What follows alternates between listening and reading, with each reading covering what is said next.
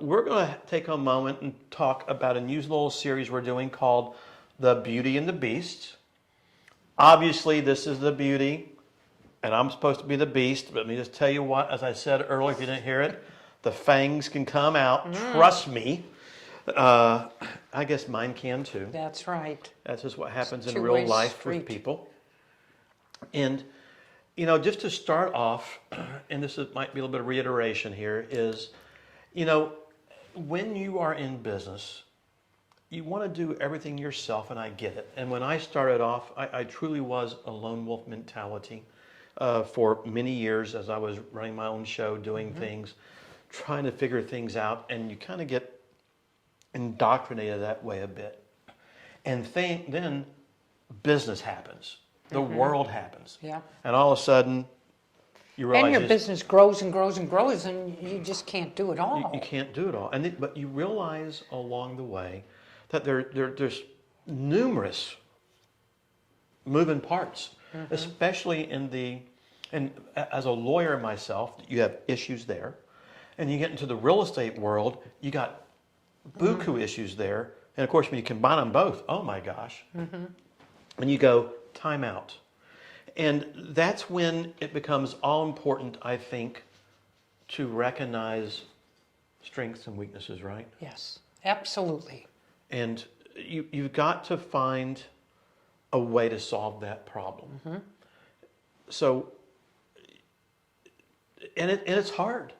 This is not the easiest thing in the world to do because not everybody's always compatible. Oh my goodness. Yep. You know, one of the things that I've looked at over time, Susan, is I've been in a business relationships where you have basically two generals running the show. You can't do that. And that's why in the military you have a hierarchy, right? You have the general, the colonel, the major, the lieutenant down the line. There's a reason for that. But at the same time, it doesn't mean that you can't have quasi-co-equals so long as you understand who's in what realm, who makes the final decision, where, when. You know, for instance, maybe in our relationship, there are certain things that you have full reign on. And I'll let you make full decisions on all those things. And you turn around and you give me decisions also. But then there's also things that we really collaborate on and go in between the middle with. And sometimes you butt heads on those things along the way. And I would say if you're not butting heads, maybe you're not getting things done the right way. Right. Because sometimes there are definitive direct answers, and sometimes there aren't. And then sometimes there are mutual, you have a viewpoint, I have a viewpoint, and they clash. And you kind of got to figure a way to hash that stuff out along the way. And like in any relationship, you get a little turmoil here and there, and you got to figure out how to handle it. And I find it's been unique for a long time. And we're going to talk about some of that here along the way. You know, it used to be, I had an old business partner, and the way we would hash things out sometimes is with the daggum boxing gloves. Well, I heard you threw staplers at him. Well, no, he threw them at me. Oh. Whether I deserved it or not, and I probably did, who knows. But we had a rule that we set up before anything ever happened. And that was when you walk in that door, it's gloves off in business. Business is business. Yep. But when the day is over and you walk out that door, if there are issues or problems or it might be, it better be over. Let's go play golf. We're done. Right. That's not easy to do for everybody. Too many people hold grudges and whatnot. Yeah. But I think that's an easier thing to do with two men than it is with two women or a woman and a man. Probably. Yeah. I can't imagine two women in the cat fights that ensue. Oh, yeah. You know, let's get the mud wrestling stuff going out in the lobby somewhere if we're going to do that. But, you know, I don't think I've ever been called a woman for too many times. But occasionally I have been. You know, I just want to go back for everybody. And, you know, I think history and seeing how we've done things and come across is important because we've done very well. But so, guys, I go back in time just to talk a little bit about partnerships. I had one partner going back, gosh, to the early 1990s, a long time ago, that went well for a while. There were some internal strifes that he was having and wanted to move and move from Dallas to Houston, which was fine and whatnot. And everybody has issues and things that you need to do, and you get over it and you move on. Got it. But when that happened, one of the things that we realized at that time was we were missing a lot of things along the way. In fact, at that time, this was back in 1996, we were on the verge of bankruptcy, which I didn't even know because I thought someone else was handling that side of the equation, not me. So if in a partnership, you got to have an idea of everything that's going on, but you don't need to control everything, but you need to know what's going on. And at that time, my business partner and I were able to restructure a lot of things, create some new scenarios, come up with new money and new sources. And by doing that and getting lean and mean, we quadrupled in size back in the mid-90s and ran with that for many, many, many years. But it took a lot of concerted effort, but it took working together to make that happen, to do those kind of things. But the walk away from that is just because you have two partners, where one partner might be doing a certain part of the business and one is doing something else, you still have to stop and share information in between. And collaborate a little bit so that everybody knows what both sides are doing. Left hand knows what right hand's doing. Right. And that way you can avoid the problems like we ran into. I mean, my gosh, I go back in those days, Susan, and we were spending $25,000 a month in advertising. That was 30-something years ago. So whatever that number is today, $100,000. That's probably $100,000. I can't believe you would have spent that kind of money. It was a bunch. And it's just like, holy cow. And it's like, stop. Because the cash flow didn't equal the advertising budget we had. Yeah. But we were able to fix things and go from there. Now, fast forward, my prior business partner, his name is 𝐸 We were partners for 25 years. And for anything in the last 25 years, you got to be doing something right. So whether you have turmoil internally or not, it lasted for 25 years, which was awesome along the way. And he decided eventually that he wanted to go try something different after 25 plus years in this business and went to the commercial world. And we were able to work everything out appropriately and took care of things. And just for the audience a little bit too, coincidentally, it was at that same time, this was in September of 2016. It was a fateful month. It was dark, cloudy, and gloomy the whole month. I crossed your path. Yeah. So I was at a REI meeting and had my booth set up. And this one time, I was there by myself, which is pretty unusual. I always have at least another person with me. But we're in there with all the other vendors and whatnot. And you walk in the door. Now, I had actually met you about 3 weeks before maybe at a La Madeleine. We sat down with you and two partners you had at that time, where a partner I had then as well had just met you guys and was trying to cultivate some things to see if we could get some business going one way or the other. And that was really the only time I had even met you, though, was that one time. And this is before your first cash deal, I believe, came across the table. And I'm sitting there doing things, and you walked up, set all your materials down on my desk, and for 3 hours, you sat there with me, and you brought every person in the daggum, REI meetings to my booth. And, I had just lost my business partner. I'm back on my own. And you're trying to decide, what do you do, where do you go? And I'm sitting here watching what you do. And your conversations with people and how you're doing things, what you're doing. And the light bulb goes off. And you go, holy cow, there's something there that I don't have. And I think that's a recognition point that people have to have because, in all honesty, I know what you're going to do, so don't be careful with me here with my ego. I have a damn big ego because I've done a lot of things in my career. I've been very fortunate. And you think you can do it all. And you still think you can. It was like, wow. This hit me like a ton of bricks. It's like, she's got something I don't have that I need. And it's recognizing that. And it's not just recognizing that, I don't think, Susie. I think it's realizing you need it and being willing to get it, right? So many people are not willing to to go to that length. They still think they can do it all. They don't recognize that they're missing things a little bit. Yeah. And so we had that. I know we had to sit down afterwards a little bit and chit-chatted about a lot of things and whatnot, which were awesome. And Commonality came out. And there was a mesh. I mean, I think we have to both admit to that. I don't know what it was, call it a click or something, but sometimes that just happens. Right.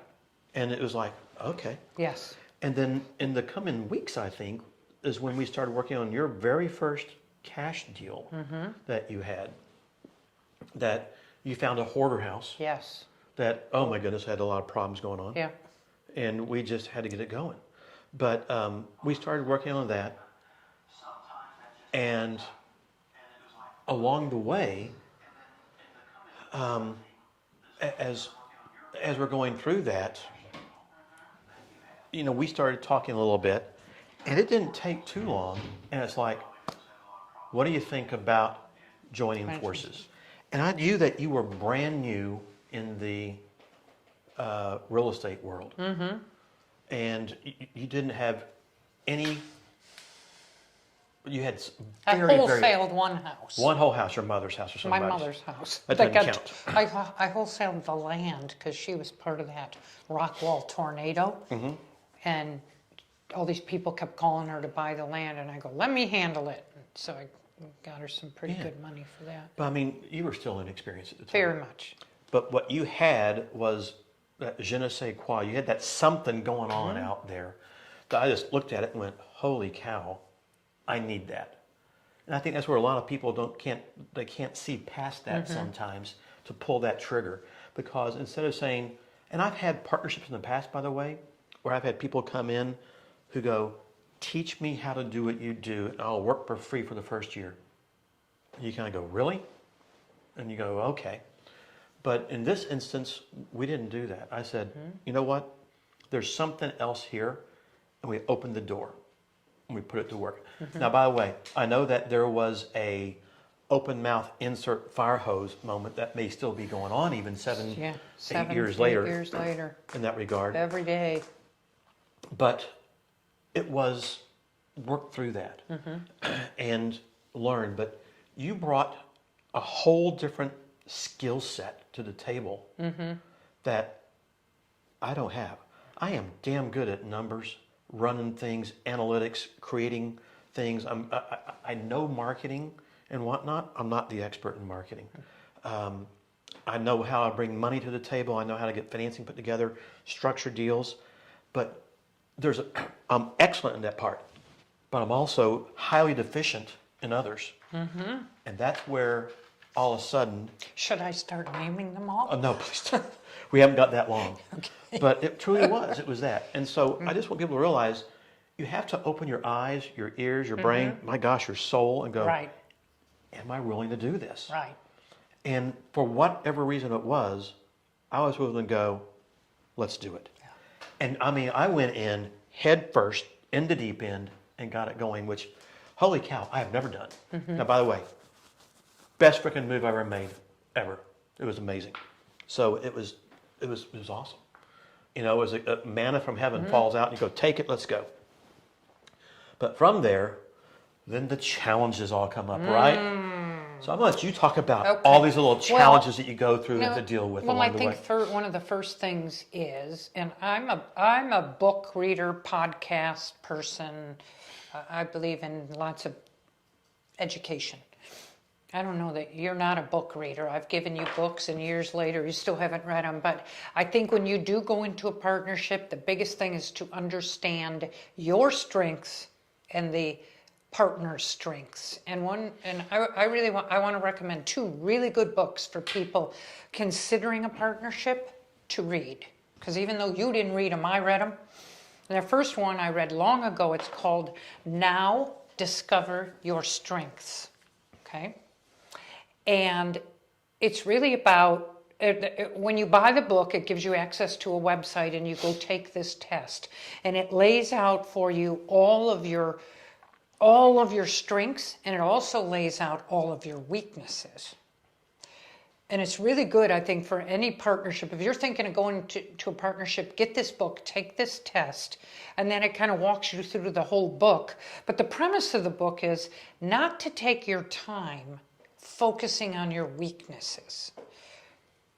Because you're really not going to, like math. We all know that's not, I couldn't work my way out of. I'm being quiet. Well, I couldn't balance a checkbook if my life depended on it. I'm almost dyslexic when it comes to numbers, but you're really good at it.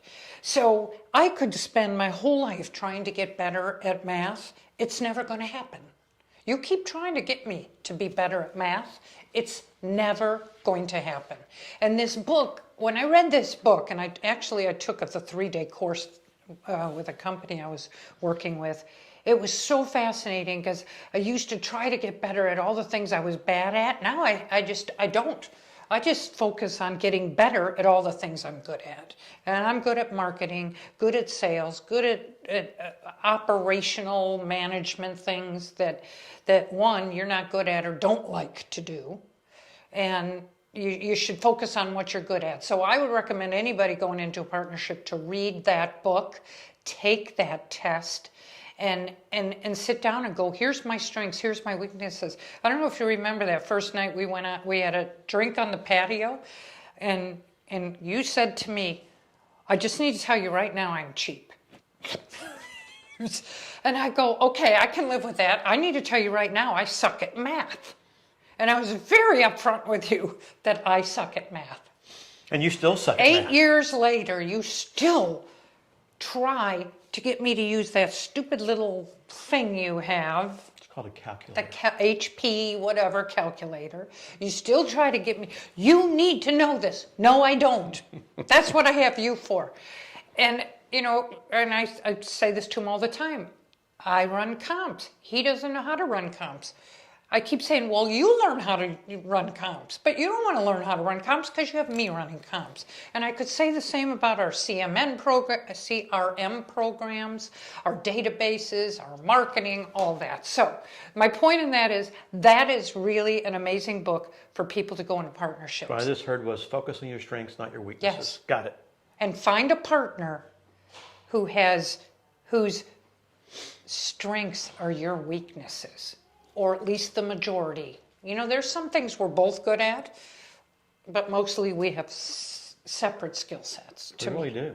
And by the way, I historically, all of my prior business partners, and they all were great guys, and then we had a good relationship with everybody, but it wasn't quite that. Most of the time, these guys we were all very similar skill sets. As opposed to being the opposite, which is maybe why this has worked out so amazingly well. Yeah. But I also, some of these guys, I kind of call them racehorses. They had certain abilities that just created opportunities that at the time maybe I didn't have. Maybe they're more IT savvy, things of that nature. The new internet marketing things you got to go with that I'm still trying to learn and figure out. But I think the point's well taken that when you can find that particular scenario, it works well. Right. Or so long, and by the way, I might make one more comment. I get we all have different strengths and weaknesses, and you have some that meld together in the middle. And finding that is the Nirvana point you're trying to get to. And you've got to get there to make that accomplish eventually. Because knowing your past business partners, you were all very much the same. And I've talked to them about that a couple times, and they would agree that they were missing, they had a lot of your same strengths and were missing other things. So, which is fine, but those strengths that neither one of you have, you need to hire people in your company that have those strengths. I agree. I think we probably accomplished that through some scenarios. Then when you get to that point where you've read the book, you've taken this test, it's really fascinating because even things you think are your strengths may not be. Takes like 10 minutes, it's online, and the detailed report on all of it is really great. That'd be great for starting any partnership. But then once you're in that partnership, another great book, and Pace Morby referred this to me. The first time we met him many years ago, we went golfing, and I asked him, because we were talking about partnerships, and he was asking about our partnership, and he said, you have to read this book. And it's called Rocket Fuel. I tried to get you to read it, but you'll never read it. But it's about the two key important roles that you have to have in a business. And one is the visionary, and one is the integrator.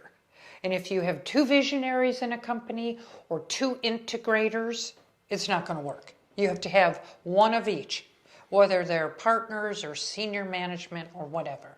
And even though you do have some integrator strengths, you are a total visionary. You're off chasing shiny baubles and dreaming up the next company we have to start. And creatively, I mean, you have the most creative mind where you can take a deal that everybody walks away with and go, no, this is a deal, and you creatively figure that out. You have this vision for and drive for the future. I'm more of, even though I have some of that, I'm more of the integrator who steps back and makes sure I have some. I'm kidding. I'm the integrator who makes it, kind of follows behind. Okay, now here's your vision. How do I make that happen? Okay, and that's how we started the Owner Finance Network. But it allows us to be that rocket and go explode. Yeah. Because of just exactly what you laid out. And by the way, I'm sitting having a moment here now in my mind a little bit, but it truly is. I mean, it's that teamwork together where you have the vision, the opportunities, the creativity, but if you don't have what's behind it to push it along the way, it doesn't happen. But when you do have those two, and what's happened for us, thank goodness, is it allows us to just explode and to move forward in so many different arenas. You know, I often say that, you know, when I was pushing out seller financing back in 2008, 9, 10, after the real estate crash was going on, that I was trying to push this business out at that time because it didn't exist anywhere. And if I had had someone like yourself behind me to do what we were doing together with the same vision, you know, I get being the visionary, but you still have to have the same, you can have your differences and together, but you still have to have a mutual vision and a mutual drive. Right. And you have that. I have that. Not everybody has that same drive. I mean, we are two type A's personalities with so much of the same skill set, but at the same time, we are as far as east is from west in other areas as well, which is what blends it together. But it's that ultimate drive that pushes us along, you know, that allows us to shoot for the moon. Right. And I think something else really important is in a partnership is work ethic. Because I have been in business partnerships with people where they ended because I felt like I was doing all the work. Well, you probably were. And it just wasn't working. And you know, you get resentful when you're the one doing all the work and the others are, you know, showing up. Well, let me make another point with that too. When you are, let's go with me, the visionaries, you say, sometimes you have this tendency to think that you're doing all the work and I don't need you. I'm doing everything. I'm making it all happen. Yeah, no. And it's learning how to have the correct mental mindset to recognize that, yeah, you might have a certain, you know, advantage in one area and role over here, but without the other side, it ain't going to work. Yeah. It might work. It won't work nearly as well. Yeah. And it's that mutual marriage that you come up with. You know, the book Rocket Fuel, I have it in my bathroom because, you know, you and Do you know how many places I could go with that? I know. But you and I can go sideways really fast because we're both strong-willed, always have to be right kind of people, right? You always have to be right. And the book Rocket Fuel is so great because it helps me to understand him. And when conflict comes up, it shows me a way to try to resolve it. Doesn't always work, but I refer back to that book with you because there's days I really want to kill you. You're like a little squirrel off in a million different directions. And I'm trying to reel you in and get the damn job done, and you're, you know, off, I just pull out my you're rubber off hose. combing the the halls of Lowe's and Home Depot. So it's why I like Or to mowing do a lawn. Or You doing, keep, see, like I keep trying to change you to do math. You keep trying to change me to do things. I work my businesses, and I like working my businesses, and I like having that knowledge base, and I like doing those things. It's rewarding to me to do that, and you can't take that out of me. You know, it's not going to change. I'm never But going to change. I enjoy that. Maybe I can do it less, and I agree with that. But I think there's a lot of things that you've got to think about in a partnership that is so important to do. But it's And even within our partnership, we have 6 or 7 other partnerships with other partners in our business who are running different cities. You know, we have partners in Waco and Houston and San Antonio. We have partners up in Arizona that we're in LLCs and partnerships with. And that's a whole nother And by the way, arm. you see, when you have those out there, you see the items we're talking about right now, where there are strengths and weaknesses, and sometimes there's some little things missing here and there you're still trying to get or create. And that's, you know, again, it's hard to marry partnership A to partnership B sometime because they might be the same thing you are. You never know. Right. But you can see some things, and you can see where there are strengths and weaknesses that are out there that help you make decisions how you handle business transactions along the way. So, in partnerships, you're going to have constant conflict. Well, hopefully not constant. Constant. It's always going to be. And you know what the bottom line, the key to it all? It's always my fault. Well, that too. But the key to conflict resolution, differences of opinion, workload, all the flow of a business. What's the 16-ounce key? boxing gloves. No. Communication. And just communicating with each other. Excuse me. No, it's using commas. Commas, I know. Rob Stokes says that you and your partner should also be on the same path of life. He worked with a partner that wanted money now, but he wanted money Oh, for yeah. longevity. Well, Rob's been around for a while. Yep. He's a good guy. And he's right. And by the way, it doesn't mean you can't have both at the same time. So the question is, you know, there are, in the investment community, everybody has a different need at a different time based on where they are in life. And unfortunately, we all like to eat, some more than others. I'm kidding. I'm kidding.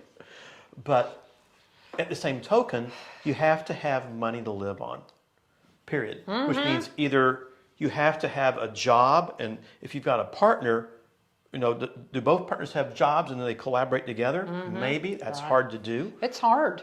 It's hard to get that hump to where you're making money because It is. it was years before we were making money. And if I didn't have a husband who made money, I don't know that I would have been able to do as much as I could do No, it's because hard. I'd have to go get another job. I mean, I started with a job and cut to part-time. But I will, and to even go more to Rob's scenario, back when I was starting in business doing all this stuff, you know, we were buying, 20 houses a month, and we did a boatload of homes.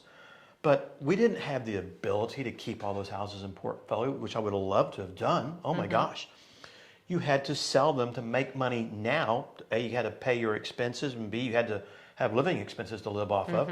But at the same time, you could keep a few, and you started a marriage of those two things together, which is hard to do because so many people need money now. And again, it's just a problem of our society is that everybody wants instant gratification, that magic pill to make everything work right now together the way they want to do it. And sometimes you just can't do that. But you cannot be all of one and all of the other because, as Rob found out, that didn't work. Right. And it's just a recognition of these factors, and it's a willingness to work together. And by the way, I'll make another comment. When you're young and you are less wise sometimes, you haven't been around the block as many times as you have. I've only walked around it once or twice. You've been, no. I'm kidding. You tend to be more stubborn, more hard-headed, think your way is always right because you haven't been there and lived through these kind of things before. And it takes a certain form of maturity, I think, to get there. Not that I'm mature, and I understand that, but it takes a certain maturity level to recognize these issues and differences in order to make them work together in a proper format. And if you don't have those, you will splinter off eventually and go your own way. Yes. Which has happened so often. But, you know, getting into time to get out to meet people. And again, everybody. I remember my very, very first company ever was called the Lewis Curtis Company. What's my first name? Lewis. Yep. Who's Curtis? He was one of my buddies. That was his middle name. Was our management company. Ah. But it was one of my goals to start doing this and roll with it, but it wasn't necessarily his. And eventually it wasn't meeting the same needs that he was looking for, and he went his own way. But that's just because you have different strokes or different Do you folks. still talk to him? Oh, he's one of my good friends. Oh, Yeah. okay. So get all that stuff. And it's just, you've got to get that mental mindset. I go back to 𝐸𝐴𝐵𝐸, who today is one of my best friends. He came in, this was back in the early 1990s, had just gotten laid off and the recession issues ongoing, and was looking for a job, wanted to do this, was willing to work for free for a year. Not many people are willing to do that. And he bought his way in by doing that and learning, and helped us learn things along the way. Dave worked for free? Can you believe that? No. He Like, did. for how long? I got to give him some grief Yeah. about that. You can.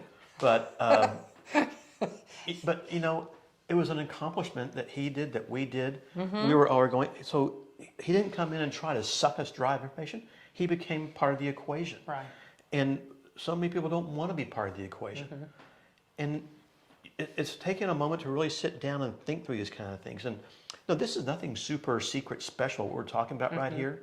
I think your book ideas are awesome to know what that is and to recognize that and focus on your strengths and find the other things. I think that's extremely wise. And even though I am extremely hard-headed and single-minded sometimes, I do really recognize that. I just don't admit to it, You sure? you know, all the time. And I think it's just a benefit for people to do this kind of things.